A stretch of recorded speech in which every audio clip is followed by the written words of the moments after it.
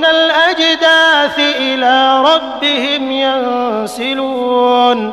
قالوا يا ويلنا من بعثنا من مرقدنا هذا ما وعد الرحمن وصدق المرسلون إن كانت إلا صيحة واحدة فإذا هم جميع لدينا محضرون فاليوم لا تظلم نفس شيئا ولا تجزون إلا ما كنتم تعملون إن أصحاب الجنة اليوم في شغل فاكهون هم وأزواجهم في ظلال على الأرائك متكئون لهم فيها فاكهة ولهم ما يدعون سلام